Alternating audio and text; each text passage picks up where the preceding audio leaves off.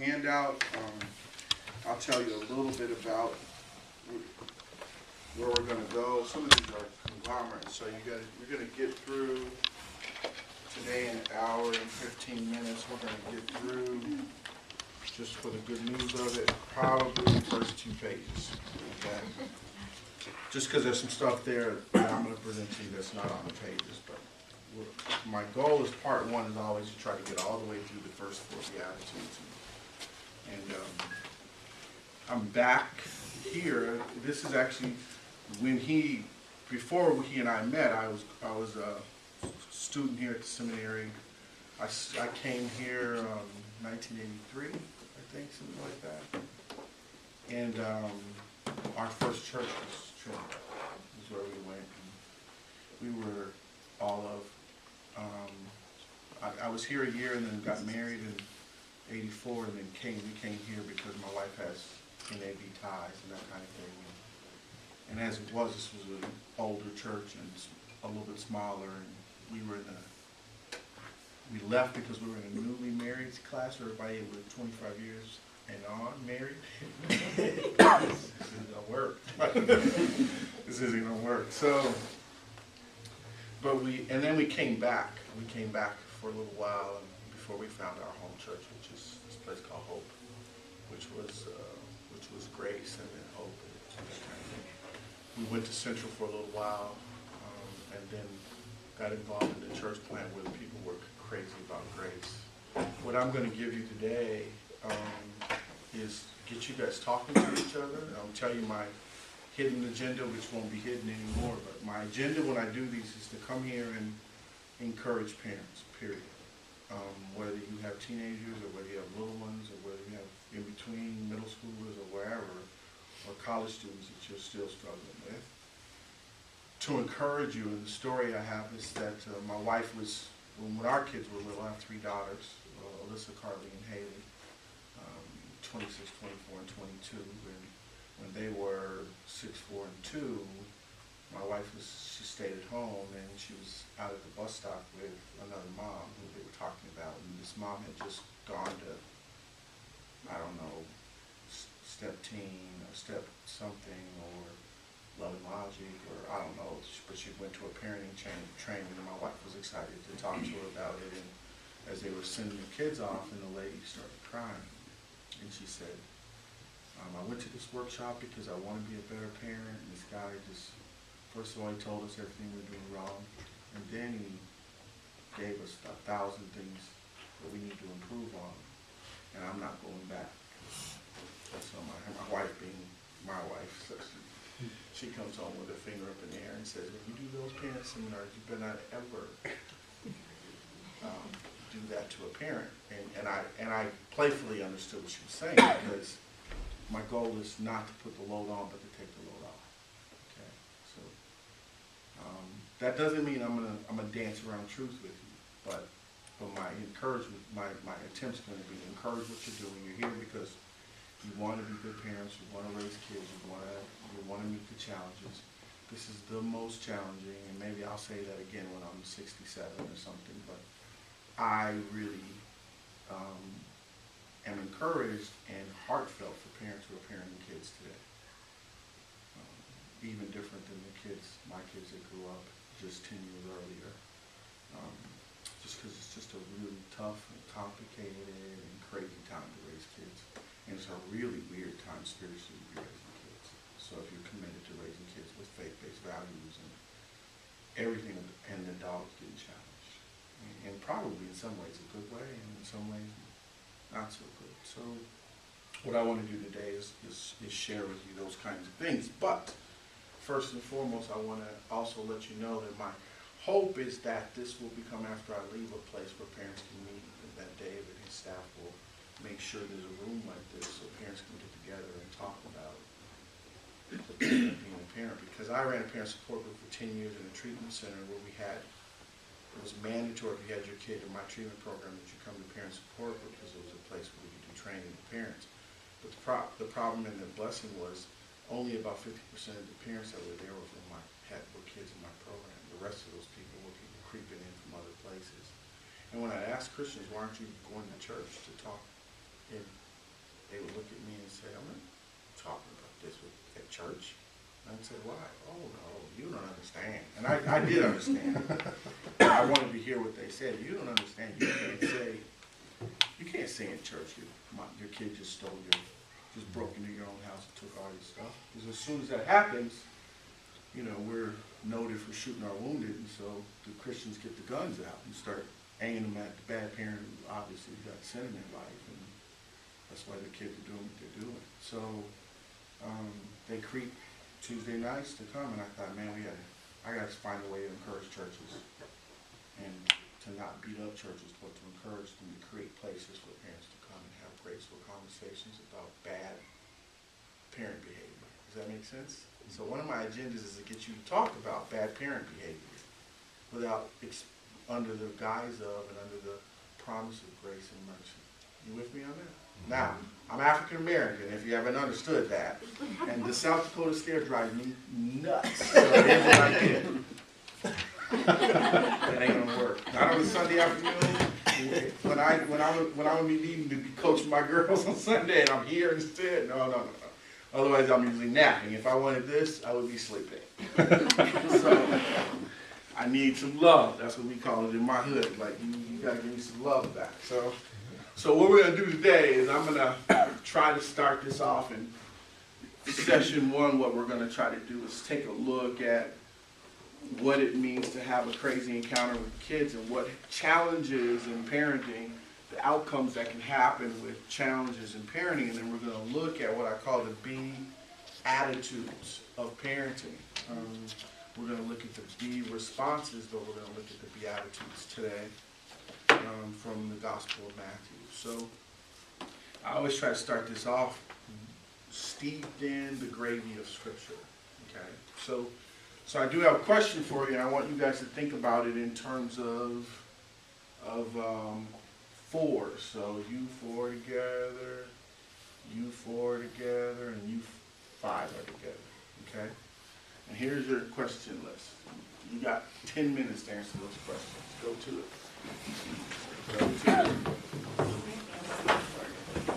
10 minutes to answer those 7 or 8 questions. No, I'm just checking something that I may have. All right, now stop and answer me this question. So, in families, you guys know the answer to these, but this is sort of the kind of stuff the kind of conversations that's missing in lots of families. Random questions that create laughter and humor, and people are asking and getting to know each other. And if we had kids here, and sometimes I do this training in the context of family, which means I invite we do it with middle school and teenagers, and then I do it in a way that we can invite them and they can sit in, and then they bust parents' chops on what they do and don't know. Right? Because we think, spending quality time with my kids and blah, blah, blah. And there's, the art of being a teenager is starting to understand from a brain perspective that, they're not God. And there are stuff they don't know. They didn't even figure that out. She didn't even know I had closed my backpack when I walked out the front door. And so there are some things that, if you just had these sort of conversations with kids, you would get a whole bunch of kinds of things that's going on. But typically what happens in my work is parents are having eyeball-to-eyeball, nose-to-nose conversations and not shoulder-to-shoulder. And so shoulder-to-shoulder is a really different conversation than eyeball-to-eyeball and nose-to-nose. And and it's different with girls than it is with boys, right? And so if I got a little elementary school kid, everything's cool. Keep talking. There's normal stuff happening right here. That's that show that Olivia was on when we were in the journey. Nothing out of the ordinary. just fell through it. We got more. Something you want to tell them? Yeah. I'm not having another cookie. The rest of the night? The rest of the night. No, just for another couple minutes. Right. And so if you have boys and you have little boys, the little boys need dad. If you have little girls need mom. And no matter how much science and brain knowledge we get, that's still the way it works. And so when you don't have mom or you don't have dad in the family, then you have, and I have a boy with no dad in the family, and he's 5, 6, 7, 8, 9, and then the kind of conversation and stuff I need to grow up and understand what men do goes away. If I'm in a family where I got a dad but I don't have a mom, then the kind of conversation and networking and wiring that happens that you only learn from the way women do things. I can't give my 3 daughters, so if something happened to my wife when they were little, I can't give them that stuff. I don't care how good a dad I am. I can't. God can because he's both, but I can't. You know, and so this kind of conversation and chatting and those kinds of things are really important in families. I'm doing it partly for you to take it home and start to think about, are those places where we have non-nose-to-nose, non-eye-to-eye conversations about stupid stuff where I learn valuable stuff about my kids. It's what Gary Smalley and John Trent talk about in terms of the blessing and the language of love, which is, do you understand what makes your kid's heart pattern? Because that's where the discipline and teaching lessons are. You know, when my grandmother could talk to me about when I wasn't handling my responsibility at home, and she would say, when the coach asked you to do something, what would you do? And I would say, she'd say, would you blow that off? And I said, I never blow off the coach. And she says, why, you know, from 4 foot 11, looking up at me saying, so why are you blowing me off if you say you love me? And because she used something from the well of my life, I absolutely understood what she was talking about. Absolutely understood what she was talking about. Because she used the right metaphor.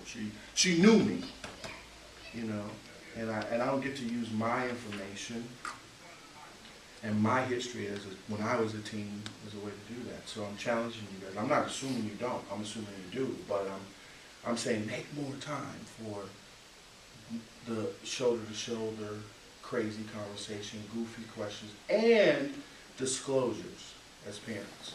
You know, don't forget, when you were teens, it was a struggle. You had your own kind of struggle. You had your own acne. You had your own hair problems. You had your own whatever. A lot of you grew up in the big hair day. I grew up there. We had hair problems, big hair problems. It was not pretty.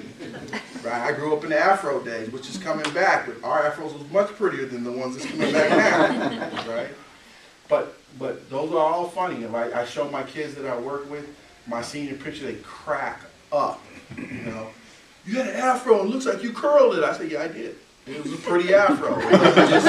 You don't just pick it and let it go. And I don't wear my comb in my head because my grandma said if she caught me leaving the house with the comb in my head, she was going to cut a ditch in my hair with my clippers, right? So you couldn't do those things. But they think those stories are funny, but they teach. They teach values and they teach all kinds of things. So the kids want that stuff. So that's part of the reason why we do this. Now, I have lots of friends who are really smart and smarter than me. And I have my mentor, the guy who taught me everything I know about therapy, is a guy named Dr. Frank Main, and he wrote a book called Perfect Parenting of the Myths. I'm not doing a commercial for that. But I put it up here because I want to challenge you with something. I have another friend whose name is Scott Larson, who has written probably 6 or 7 books on troubling kids, and he has a book that I'll bring a couple copies for next time called Parenting for the Long Haul. And he's an expert at working with, well, he's expert at working with kids who get involved in prostitution, trafficking, and gangs. And here's what's really cool about it. It isn't so much that so what's cool is he isn't going and getting those kids from the Philippines or from South America. He's getting those kids from the hoods in the United States. He lives in Boston, and so his organization is grounded in a really ugly barrio or how Boston's sectioned off. And so what he does is he spends time building relationships with gang kids, inviting them in and taking them to dinner, and then these kids find the Lord, and then he equips them to go back and be leaders in their community, right? And so as a consequence, he's had a lot of experience with kids whose parents are pulling their hair out because they don't know what to do. So he wrote a book called Parenting for the Long Haul to help parents generally just understand this is a long-term venture, and just because your kids are doing this right now doesn't mean that's where they're going to end up. Because most of the parents of the kids he works with would have never predicted that this kid would be a Jesus person still tatted up and still big fro and still wearing braids, but a leader and going back now because they have street cred to their neighborhoods and their houses and getting more people to become Christians. So in his book Parenting for the Long Haul, he trotted out some myths. Now here's what I want you to do. And I like Scott because Scott is Gordon Cromwell trained, and he likes to call things myths that people hold dear as truth. So you can argue with me. Now I'm not gonna move, but you can argue with me on these, okay? So I'm gonna read these just out loud for the sake of it, and you tell me if you see anything in here that you have trouble calling a myth, okay? First myth: if I do the right things, my children will turn out fine. Anybody have trouble with that, seeing that as a myth? No? Okay, all right. And these are myths parents hold about my outcome, like the influence I can have on my kids. My child needs more discipline. It's a myth. You have a problem with that? I just watch faces, and some of you are like twitching, but you ain't saying, no, I have a problem. Okay. All right. Third myth: if it worked for other children, it should work for this one. Most of the time, I don't get any argument. That's a myth. That doesn't. You gotta have. My child is causing trouble at school because they're honoring. Myth. Fact. And the challenge is to get you guys to think, get all of us to think deeper. This child can no longer be trusted. So the spiritual notion is if a kid messes up, you don't trust him anymore. Is that a fact or a myth?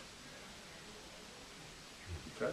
All right. I think there are times when, like in our life, where we told our children, because of this one action, you've broken that trust. Not that it's forever, but in this instance. Yeah. So that's a contextual application of a good rule. So if a kid does something, the learning lesson is, I trust, because kids nowadays don't count freedom as freedom, they count freedom as privilege. Does that make sense? So they don't think, I earned the right to this, they think this is just mine. Like I should be able to come home at 11 o'clock. What are you talking about? I'm 16. And they don't understand always, they earned that privilege. So then when they, well, I would say it to the kids too, right? I would say it to the kids too. And my kids are knuckleheads, so they would be, what's funny to me is that the kids that you guys might call knuckleheads, they're in gangs, and the rules and regulations in gangs, you understand, are far higher than you guys would ever do. And the consequences for violating the rules, you guys would never do. Like, you're not going to shoot a kid in the head for not getting the bag where it's supposed to be. And I listen to these kids, and I'm saying, you mad at your mom for saying you're coming at 11 o'clock, but you got something 20 minutes late, and they beat you with a crowbar? Help me understand the logic here. Now I understand the need. Kids need structure. And kids need structure that makes sense to them, not to you. Right? And that's a kid who says to me when he sobers up. The reason I appreciate the gang structure was because my parents was too soft. Right? So that's interesting. All right. Given enough time and space, my child will grow out of it. I mean, it's a nice idea that it actually sometimes happens, but it's more myth than fact. Most of the time they grow up with it. They carry it into the adult room, and people are looking at it funny, like, you're still acting like that? And the kid's saying, yeah. And so that's the interesting thing. And this child will never change. So this is myths that some parents have now. Here's the myths about parents, about yourselves. Okay. First myth: if I just prayed more, my child would change. Here's where I start to get crazy faces. There's power in prayer. I didn't say that. All right. I didn't say that. I'm not. I would never come against that. Okay. Right? All right. So that, okay, good. Second myth.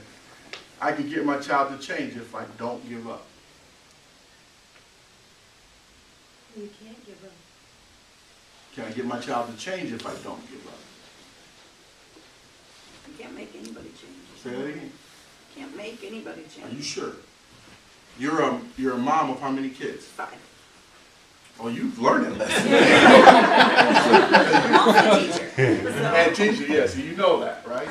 But there are parents who hold on to that kind of idea that if I just am tenacious, my kid will eventually try to turn it around. Okay? If such and such happens, and I don't know what you guys' such and such is, gotta make room for him. Who does he belong to? Is that right? To all of us. No, Kenny? Kenny. Oh, hey, Kenny. I haven't got names yet, so you good, man. Just, we'll get there in the next run. Okay, if such and such happens, I won't make it. Now, here's what I want you to ask yourself. What is your such and such? Give me 3 examples of give me 3 examples of if that happens, it might destroy me.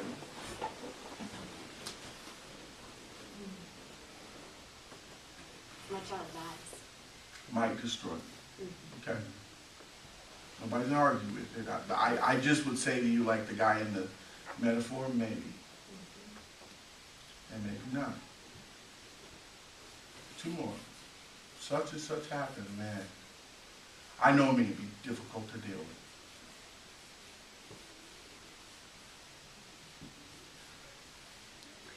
If they reject their faith, it should very easily be, Yeah, and I'm not sure I won't make it, but it would really, be difficult. it would Yeah. be difficult, Difficult. really difficult. Okay.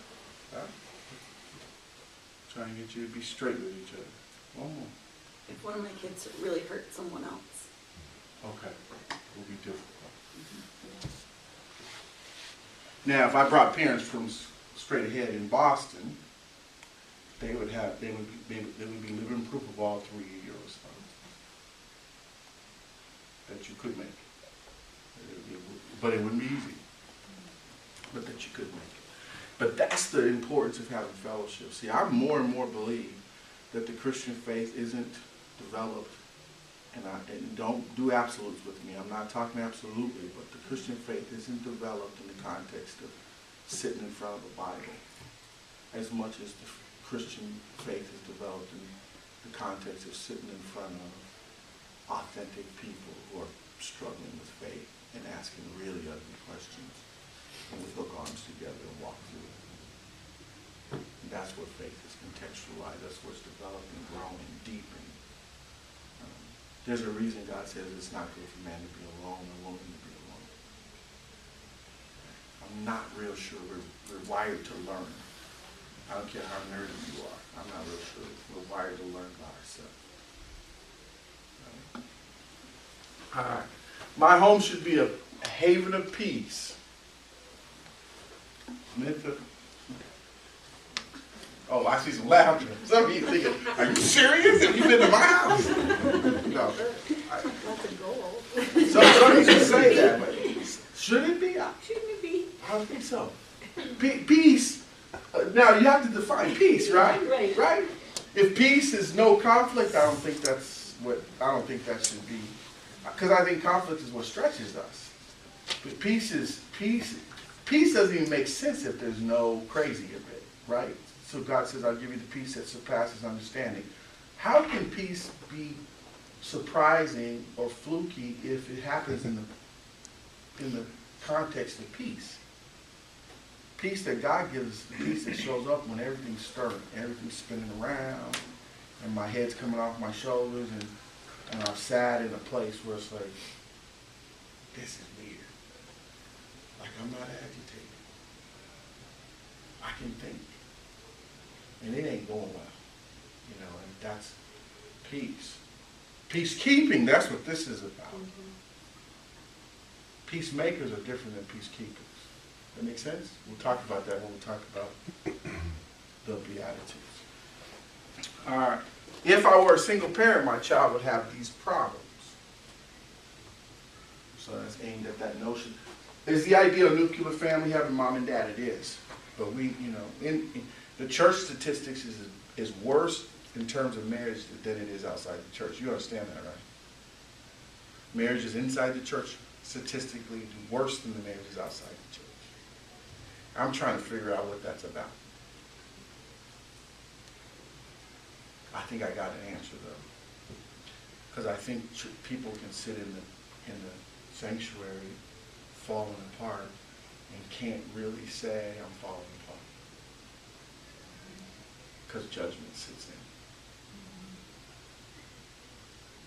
in. And at AA, when I was going to 12-step meeting, it wasn't AA, it was adult children alcoholics. When I go there, people can say I'm a mess, and you get this, like, so Dave comes and he says, my name is Dave, and I'm here for the first time, and I'm a mess, and you guys are stupid, and here's what he gets. Thanks for coming, keep coming back. Right? We don't always get that in the church. Thanks for coming, keep coming back. True or false? True. Wait, love, like, this afternoon, I could be sleeping, remember my lecture. Right, though? We don't always get that. Thanks for coming. Thanks for sharing. Keep coming. Some people, you need to keep that to yourself, dude. And so what happens with couples need other couples to see, you can get past it. Me and my wife were fighting in seminary fighting, which I think is really funny, but some people wouldn't. So we're in the dorm on Greenwich fighting, and my friend Robin Stoop walks in. He says, I need some sugar, just keep fighting. So we keep fighting. And then he comes and stands by the couch. He says, when you guys get done, come over to my apartment. Me and my wife want to talk to you. So we come over there. And they don't beat us up. They say, we want a relationship with you where if we're fighting, you can walk in and we'll keep fighting. And if I walk in, you keep fighting. And I went, this is weird, dude. Like, this is seminary? Like, this is weird. But what was refreshing about that? Somebody explain that to me. Not pretending. It was. Be a real person. It was real. Like, we didn't have to tuck it in, and he didn't go, oh, man, I can't believe you said that to your wife, man. What's wrong with you? You walk all jacked up. You didn't do that to me. What they said to us was, you guys was fighting about finances, huh? So we said, yeah. She was mad at me because I thought that when you get those 3 checks from MasterCard when you graduate from college, it's free money. You just spend it. And she wanted me to understand there's a 23% interest rates when you spend that money. And my friend Robin and his wife said, so here's the problem though. You guys are both going to make those mistakes. And until you mortgage your house, you got nothing to say to us. You can't make us mad or embarrass us. We looked at him, we like, you guys' finances got that bad? He said, oh yeah. Oh yeah, you guys fighting about a $300, check that you got from Visa. And we were getting kicked out of our house we bought because we couldn't pay the payments. And we went, oh. And we're like, you guys still married? He said, yeah, we still married. Now guess what? That testified to me a whole much more than any scripture hit upside my head telling me I'm not a man of honor or that kind of thing. It was more honorable in that kind of thing. So I think that's part of what happens. My children are a direct reflection of me. Myth or fact? Myth, but growing up as a PK, I sure felt like I was yeah. I think it's a You myth, represent but I the think church it's- and everything Right, you right, do right. is. Right. I mean, there's a way, here's the interesting thing. My daughters told me that because I didn't know I did a good thing with this. I didn't know.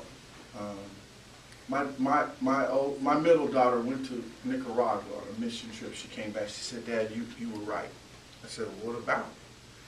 And she said, you call me spoiled and privileged, and I am. And I didn't know it. And she said, you know what though? She said, I found out something too. She said, I just assumed that everybody had a dad like you. And now I understand what it means to be a Chambers kid. So I do think there's a way, because I always said to her, if you make a mistake, I love you or whatever, but represent the name. Represent the name. What do you want Chambers to represent at school at Lincoln High School? What do you want Chambers to represent at Roosevelt? Or what do you want Chambers to represent at Whittier? I can tell you what I want it to mean, but you got to do it. You got to live with that name, whatever you make that name to be. And she said, I'm just starting to understand.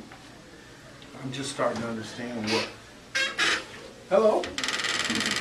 This is one of my intern laces. You know? I'm just starting to understand what Chambers means. You know what I mean? And you guys all have crazy cool names that you're giving your kids.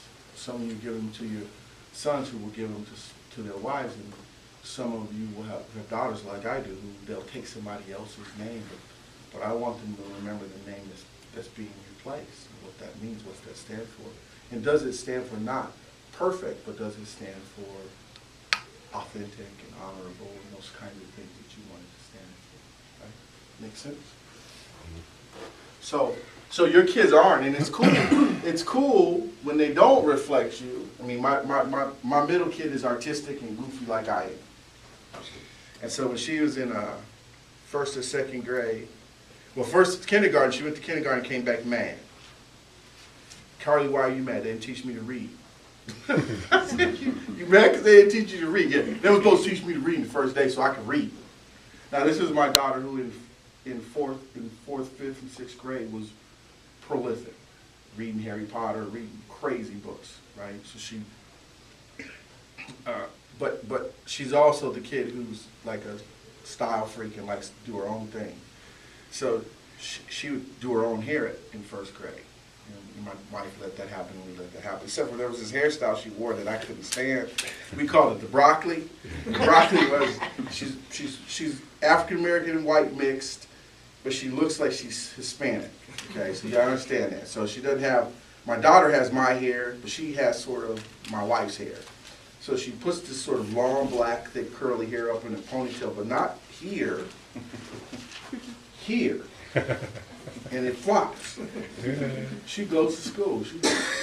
And I even had this joke, right? I said, what you wearing? How you wearing your hair today?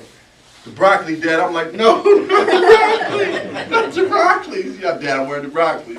And one day she came home, but she had the freedom to do it because I'm saying she don't represent me. She represents herself.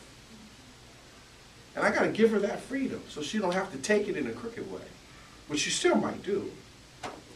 And then one day she came home, she said to me, Dad, I ain't never wearing the broccoli again. I said, why not? She said, some girl had the broccoli when I went to school. And she had her hair, she was like, Cardi, do you like my hair? I'm like, no, that's my style. She quit wearing broccoli. She didn't want to be copied. And that was my daughter Carly, who was goofy like that. But your kids don't reflect you. But you want them to figure out how to reflect themselves. I feel like God gives you kids, and he puts the arrows in your quiver, and you hold them for them. Your job is to get them to the bow. And God's going to launch those kids somewhere. You have no idea. And the arrow that you send isn't going to look like the arrow you had in your mind before you had them. Because they're going to decorate the arrow, and you can't see, because it's behind you in the quiver. They're going to paint it, mess with the edges, and color the feather. And so when you pull it out of your quiver, it's going to be the kid of God's design, not his real design. And you'll let it go. Right? So it's a cool thing. All right. So, short and sweet. This is in the other handout, so that's what I was telling Dave. I got to give him the right order, but you'll get it. So, I kind of look at this in terms of challenges happen in your family, and they're supposed to be predominantly good. Here's the problem, is the way in which you handle the challenges, right? So I can handle the challenges with my three daughters in three different ways. I can handle the challenge in a way that improves our relationship, and if it improves our relationship, then it improves their relationship with other adults and other people.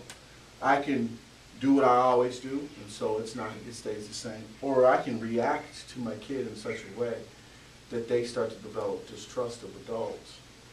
And in my case, I'm 6'2", African man, and they start to get afraid of men.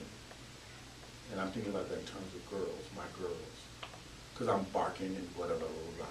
So now I'm doing something that is damaging. Now, it's not damaging in that it's irreparable, but you can have three outcomes. I think family challenges and differences are there to encourage.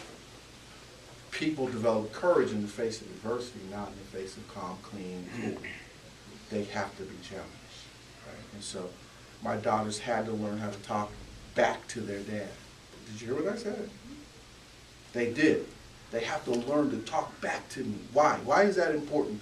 I got the Three Musketeer roll right there. Tell me why that would be important. So they can stick up for themselves. So they can stick up for Strong themselves. women. Be strong women. And so if some knucklehead says something stupid to them, they're like, dude, for real? For real. I'm not listening to that crap, you know. And they can hold it down. So that was some of the things when my girls got old enough where I wanted them to start to, you know, I said to my daughter one day, I said, you gotta stop doing blah, blah, blah. She walks around mumbling downstairs. I said, come here. She came. What, Dad? I said, what was you saying? Nothing. I said, no, what would you say? Say it to my face. No, Dad, I'm just going downstairs. I said, no, turn around and say it to my face. So I was saying it to her in such a way she was getting more and more mad at me. So, because she's the kind of kid, you got to get her mad first. And she got mad. She said, well, what I said was blah, blah, blah. And I said, cool. Dad, you can go downstairs. She just looked at me and said, Dad, you're weird. Weird. And then she asked me, why'd you do that? I said, if you can't talk back to me and stand up to me, how are you going to stand up to some knucklehead? How are you going to do that? It ain't going to happen. So we got to reframe how we look at challenge, right? You know, we don't live in an era anymore where children are to be seen and not heard. They won't buy it, and you shouldn't buy it. We also live in an era where kids kind of rule the roost, and that isn't okay. And, you know, I'm saying in your house, if you have some authority and you're the one in charge, that's actually a good thing. Because there's lots of families where kids think they run the place. They run the planet. She deals with them in the classroom because they come to the classroom and try to run the classroom. You know, and good teachers say, oh, really? Oh, really? Not in my classroom. I run the classroom.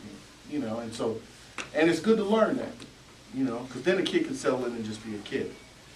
When the adults are doing what they're supposed to, they can just be a kid. So I want you to think about doing things that encourage and improve and develop and deepen their relationship with other people, which starts with the parents.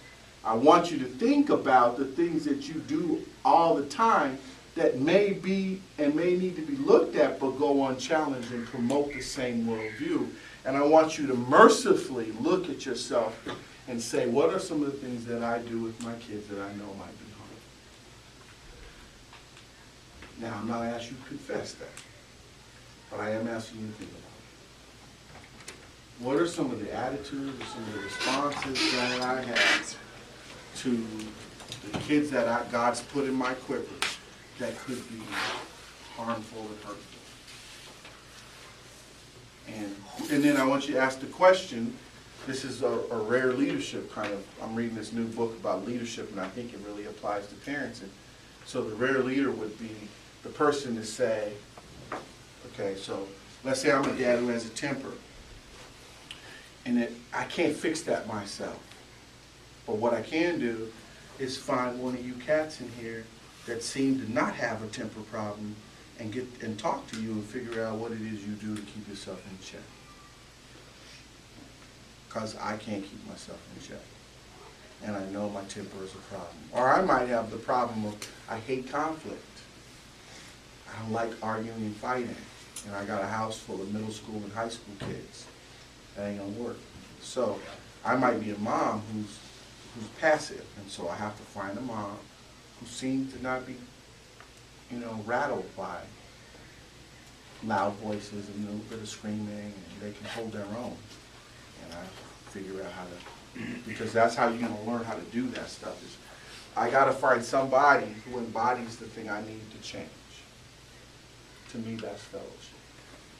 And I need to spend some time, once a week or whatever, sitting in that place so I can learn skills. I always think about it like this. You have some Pauls in your life, you have some Barnabases, and you have some Timothys. Right? The Pauls are the people that have what I need, but they don't need me. I need them. and they're mentoring me, they're pouring into my life. Then I need a brother and a sister that are my Barnabases. They're the same as me, they're walking with me, we got the same headaches, the same ouches, we can hug each other, we cry with each other, they're my garden friend. When I'm at crucifixion point, these are the people that I go to. Okay? And then I need some Timothys, and those are my kids, those people that I'm pouring into, and I'm training and I'm developing skills. And you gotta look at your life to make sure that balance is there. You know, some of you have Barnabases and Timothys and no Paul. Some of you have Paul, and Timothy, but no Barnabases. Some of you have all Barnabases and no Paul, and no Timothy. And your walk is messed up because it's too self-centered. As soon as you lose one, you start to think about yourself. If I don't have a Paul, then I'm teaching myself. If I don't have a Barnabas, then I manage myself. If I don't have a Timothy, then I don't have a place to practice what I'm learning. Does that make sense? Okay. So when you have kids, God's put kids in your life so you can start to practice your faith practically. Okay. All right, so I got a question for you. The last bit of time we have, I got a question for you. You got markers up here for me? Awesome. If, JC, if you want, I don't know if you want to take a break at all? Yeah. Or- What time, we're going to 5:30? Mm-hmm. Yeah, let's do that. Stand up, sit down. Now or not? Now, right now. Let's do a quick fiver. Quick five. Restrooms, Okay, I got a question for you. This is a big one. And I want you to try to be as honest as you can be, or as free flowing as you can be. Excuse me, but have you guys seen a little kid? Oh, yeah. Like that big? Little boy or little girl? He was out there with a bottle of water and he was coming towards this way. What's he wearing? What was he wearing? You know what he was wearing? Oh, there he is. He said a bottle of water. That's what you're doing this morning, Rosie. We know it's Rose for 5 minutes. She's walking up and All down right. the front aisle. Here's what I want you to think about. See? The whole staff. My interns who showed up late, 'cause we all got the same memo. No, I would have showed up at 5 had he not emailed me at 3:30.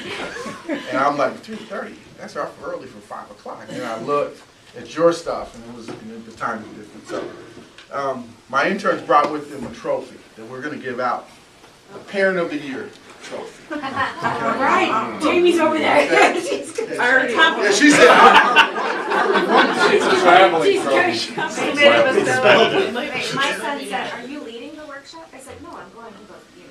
Okay, she gets it, she gets it. She gets it. All right. So here's what I want you to do. I want you to talk to me out loud about the list of what qualities that would merit Parent of the Year. Just yell them at me. Patient, Patient. loving, Listening, kind. Fashion. Timing. Fun. Grace. discipline, Understanding. Wise. I'm out. Creative.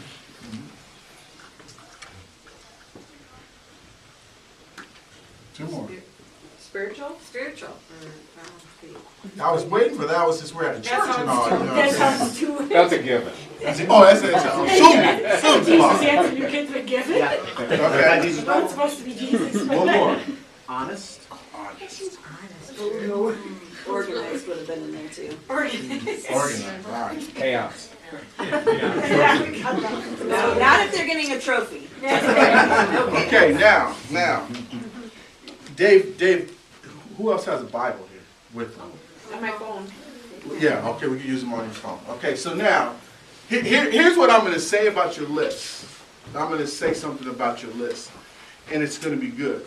This is a great list, okay? But if I use this as a litmus test, if you watch videotape of me when my girls lived at home, I wouldn't qualify. you could just XJC, he ain't getting it. Nah, I'm off. Now, here's my question. Honestly speaking, how many of you would be X'd off the list? Okay. All right, now. So if you look at Matthew, starting with verse 3, Matthew 5, verse 3. And I would like it read in two different ways. I'd like you to read, if somebody has the message here. Anybody have the message here? I do. Okay. And I'd like you to read it, but we'll just alternate. So I want you to read 3 through roughly 12, and one verse at a time. Now here's the gathering I want you to think about. Jesus is early in his ministry, and he's doing miracles. Okay? And the people want the magic. Okay? And Jesus says, if you want to learn the keys to the kingdom, if you want to learn who God calls blessed, I'm teaching on Tuesday night the Sermon on the Mount. Come here. And thousands of people showed up. Okay. He said, I'm going to tell you the criteria for who wins the Academy Award from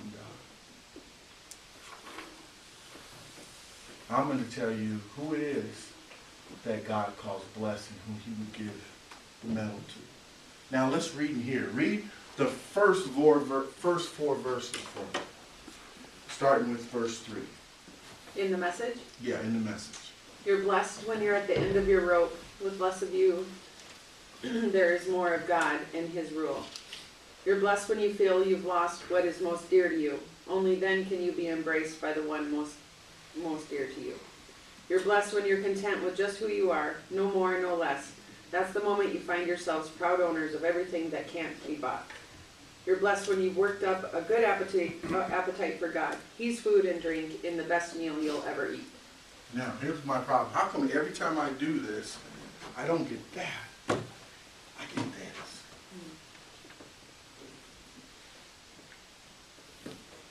Help me understand it. I said, give me a list of qualities that will receive the award. And I never get them.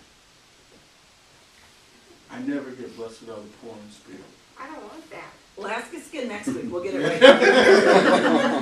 right. No, you said something nice, right? You said something very honest. I don't want them 4 days. No, I don't want those. I don't want those. But those are the things God says are blessed. I know. Isn't that crazy? So now I that was the first grace-based New Covenant sermon I ever heard. This guy named Mike got taught. And he taught those Beatitudes, one Beatitude at a time. And every time I came to the sermon, I fell out of my chair. Because I even had in my early faith, Jesus those and made them impossible to reach. Blessed are the poor in spirit. Blessed is the person who gives up their life for Jesus and is willing to die. And I had a Nigerian friend of mine who was mentoring me, and I was telling him how I'm ready to die for Jesus. He said, dude, you need to learn how to live for him first. You know? Right? And so when we look at these things, it would be that one of my graphics won't show up. Okay? So the 4 you read, here's my rendition of it for parents. Parenting with spirit, the Beatitudes. This is the stuff that drives what you do. So, poor in spirit receives kingdom stuff. Blessed are they that mourn. The ability to grieve. Those people, the parents who understand grieving, have the capacity to receive comfort. Those who trust God's will receives courage. And so I trust God's will in the face of great, or I trust God's will in the face of adversity. Which is Adversity. I do. That's because I don't have to trust God's will in the face of great. It's easy. It's when it's not great. And then blessed are they who hunger and thirst for God, for their hunger and thirst will be satisfied. Now, I'm a word guy. Okay? So with the time we have, let's just look at some of the words that I want you to pay attention to. Blessed are the poor in spirit. And my image for poor in spirit is this. I want you to think about this. I got lint in my pockets. What? And that's what poverty of spirit means.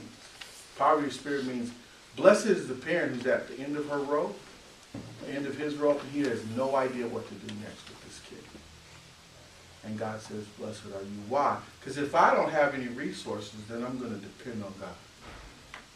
And when I don't have resources, God has all the resources on the planet. And those parents who understand I'm at the end of my road, those are the parents that get to see God do his thing in the house. Why? Because they're not trying to do it all by themselves. They really are trusting that God will do what he says. So it's an interesting thing that this whole notion of poor in spirit isn't really about a spirit of poverty and willing to give it all up and a non-attachment to things. It's the capacity to understand that there's some things my kids are going to bring to the table. I got nothing. Matter of fact, not only in my context, I don't know about you guys, but my daughters, who are good kids, brought stuff to the table that I actually had the opposite. My response was not helpful. And that's even worse. I mean, it's one thing to have nothing to do that's helpful. It's another thing when my natural response is very harmful in terms of my temper or my impatience or my whatever it was that my daughters had. And so for me, you know, the challenge for me as a dad was I'm more of a man of God now, 26 years into parenting, than I was when I had no kids. Does that make sense? Because they stretch me. Right. Now, if we move there, then let's look at blessed are they that mourn. Now, what I know in the Jewish culture is that the Jewish culture back in the day, in Jesus and Matthew's day, they would hire grievers. And the griever's job would be they would call them wailers. And that person's job would be to sit in the house of someone who's lost someone and wail. To create the context for crazy crying so that everybody else can cry freely. The notion of mourning is getting the pain of loss from the inside out and doing it in the context of fellowship. So it isn't, I mean, your name is? Rob. Rob, and me and Rob, and something happens, and I say, Rob says, I heard about the thing, and I'm like, I'm good, dude. It's okay. And I want Rob to be the guy I fall apart with. I have friends, men in my life, that when I go sit at 33rd in 33rd Minnesota at the Hy-Vee at 6:30 in the morning, if I got something going on, I'm spilling right there. I'm not tightening it up. Blessed are they that mourn.